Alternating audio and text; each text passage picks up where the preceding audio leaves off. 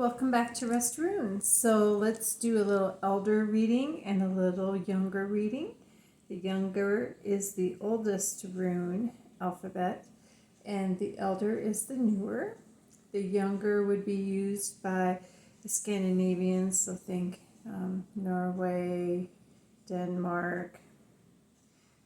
Germanic, of course, is the German side. That's the other part of my ancestors. So let us look at what we have for tonight.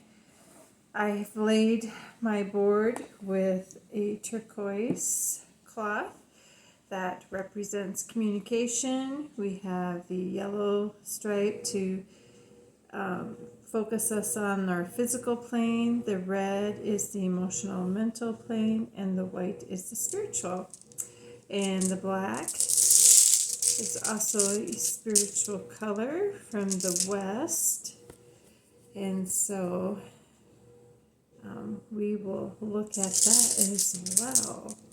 So I'm going to balance this and we'll go ahead and get started. Let's warm these up, get them acclimated to me and me them. Ancestors, what would you have us know for this evening? What's the divine message, elders? What would you like us to know? What is the divine message? Okay. We'll go ahead and cast. Ancestors, what's the divine message, please? Oh my goodness, we've got them going all over the place. Okay, so let us look at this. Anything that is off the board or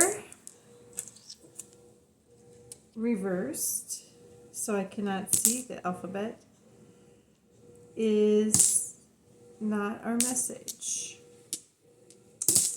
Okay, we have quite a bit. Last night we only had 3, so that was interesting.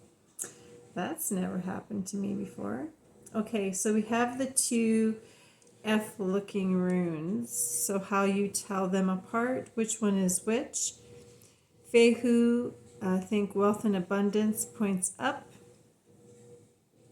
Where the communication, Odin's rune, points down. Remember, he went down to the depths to learn about the runes, so that's why that would point down, and that's how you would tell that difference.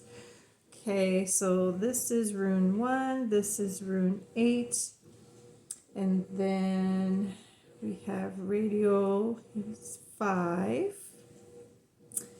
And, we have Thor's hammer. Okay, that differs from this P, which is Wanju. So Thor's hammer is 3. You can see the difference in the looking of the P. And this is Wanju. This is 8. So Thor's hammer is more with it in the middle. Okay. That's how you would tell those runes apart, because if you just knew, you wouldn't necessarily know that, and it's an important distinction to try to lay those out. Oh, we've got another distinction for you as well too. So one of these is Swalito, and the other one is Northeast. Okay. The one that looks more like the lightning bolt, that is the sun, or the lightning bolt, that's Swalito. And this Z-looking one is Iwas. So that is actually number 13, which would go under the R. And it's right next to Jera. And then it's Iza. And then this one is Flow. So that's Lagos. And this one, we always tend to get this one. I think this is a heavier rune, so it tends to come out all the time. But sometimes it doesn't. But that's a very common one that pops out. Okay, so this is an X. This is Gibel. If it looks more like a cross X, that one is Nathis. I don't have that one. So that's how you tell the difference between the two that look sort of like an X. So that one goes here. I'll just face it that way so you can see. Okay, and then this one is Manus. So this is number 20 that goes right here. Okay, we have quite a few, and I want to prop this up. It was feast or famine. Tonight we have feast.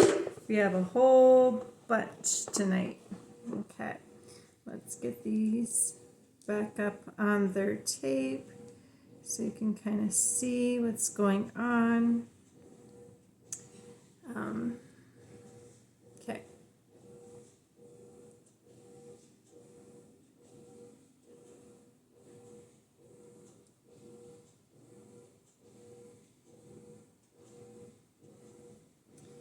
I gotta make sure my board is somewhat in alignment here. Okay, so we have 1, 2, 3, 4, 5, 6, 7 on the spiritual plane. We are only missing the learning one, which is Kinos. Everything else is pretty much on the board. And then there's 1, 2, 3, 4, 5 on the emotional mental plane. Remember, we can't reverse it. Those runes are not a reversible message. So we have to go through them to get to the next level, which is the spiritual level. It's not something we can ignore. If we ignore it, then we're basically stuck here. Okay. Painful as it is, but that's our choice, right? And so there's 1, 2, 3 on the bottom. Okay, let's look at the divine messages for tonight. I go vertical. So if a number rune is all the way down, the pattern, that's a significant message. And then the one that has the most runes, of course, is a significant message. And especially if they're all like clumped together, that could be a divine message as well, because they're just right on down the road.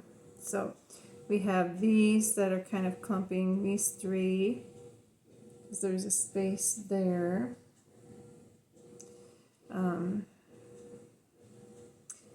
And then these are definitely a message, because the only one we're missing is this one, number 6. Okay, so let's take a look at this. Let's look at the vertical first. Okay, we have the rune Anzus. This is Odin's rune. So this is all about communication, wisdom, friendship. Sort of the be careful piece of this is beware of debts and temptations, so that you can reap your harvest, which is Jera. This is the Wheel of Fortune. This is recovery, coming to a completion of a cycle.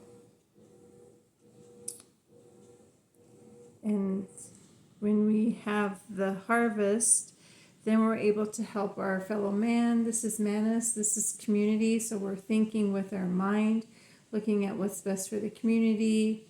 It might mean a legal victory, influence, sort of the idealism pattern.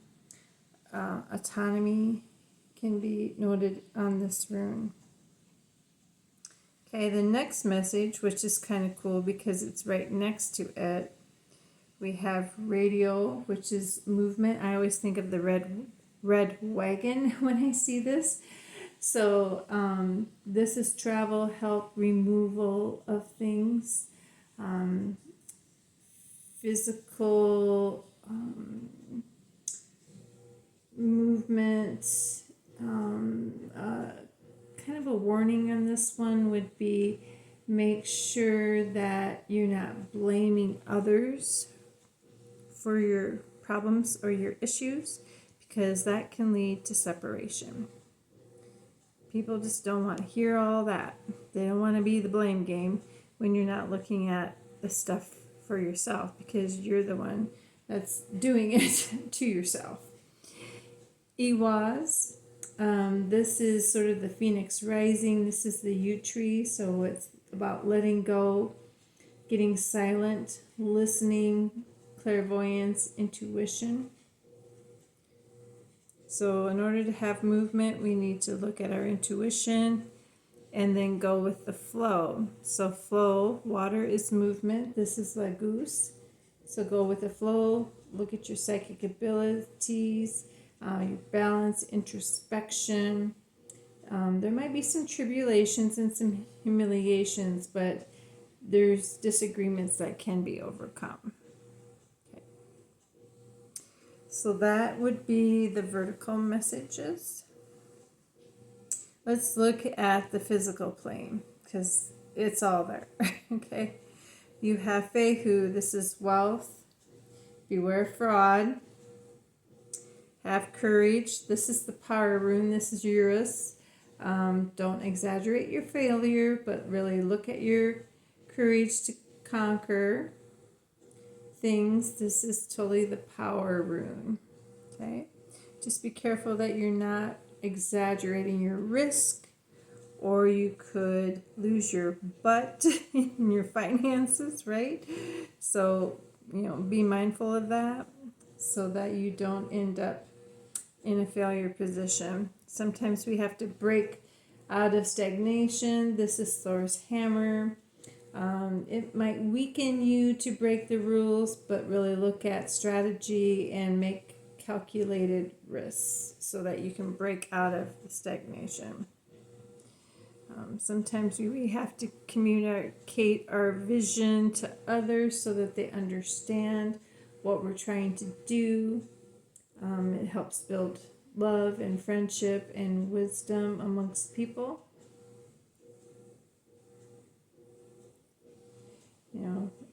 Sometimes we just have to physically get moving, get out of the temptations, get the help.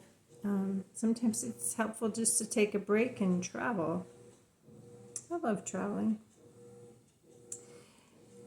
This is Giebel. This is the gift. So we're looking at being generous to others. This is the hospitality rune. My grandmother was always very good at Giebel. She was very much a hospitality German lady, making sure everybody was taken care of and fed under her roof and her friendship, her family members. You would be wise to avoid poverty. If you do not serve your fellow man and show hospitality, you could risk poverty for yourself. Okay. So it's very important to take care of your people, your tribe. If you can conquer and obtain all of your physical plane and your needs, then you have Wanju, which is joy, happiness, success, because you've gone through all 7 steps previously. Your wishes are granted. This might be career opportunities. But sometimes it takes some getting reborn in this plane until you have arrived. And when you do arrive, you appreciate everything that you've gone through. Let's go look at the emotional mental side.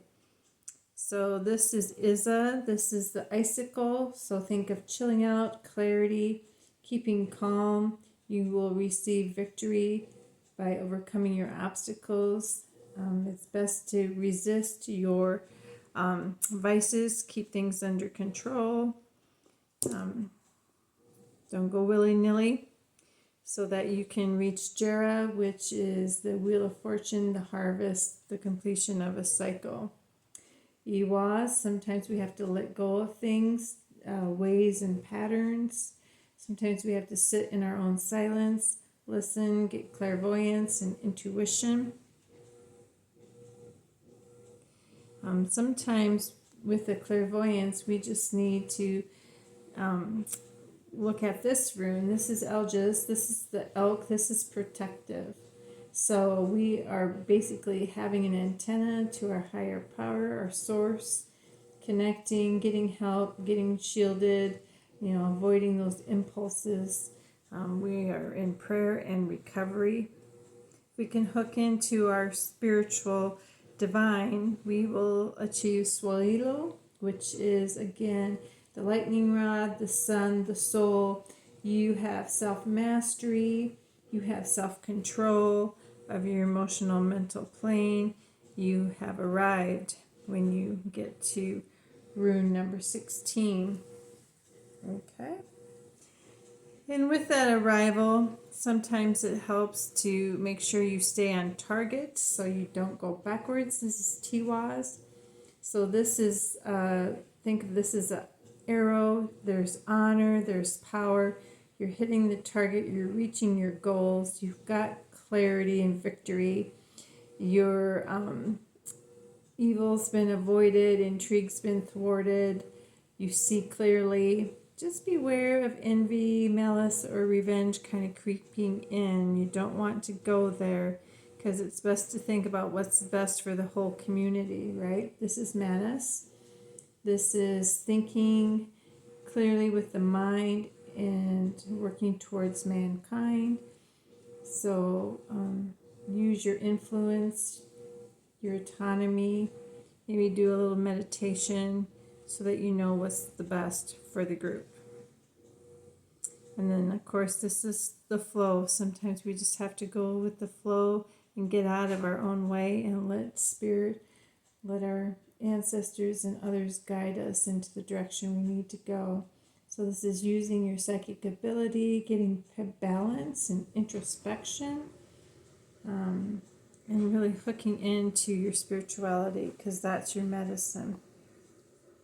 Okay, that was the elder messages.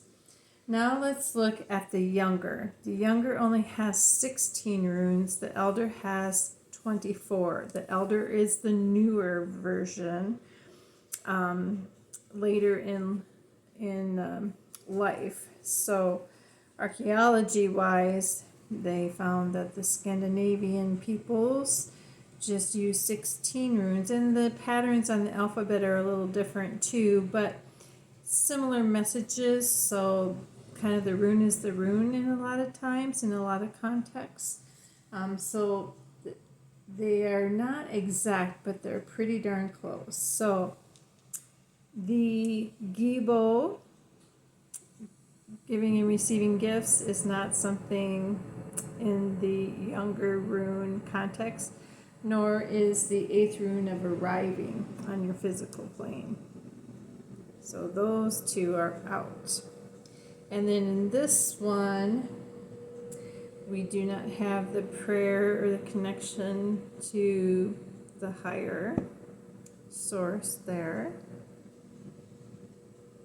And then as far as the bottom one, all of those would stay tonight. So there's 3 out of the 8 that are present that we're going to have to throw out for the younger reading.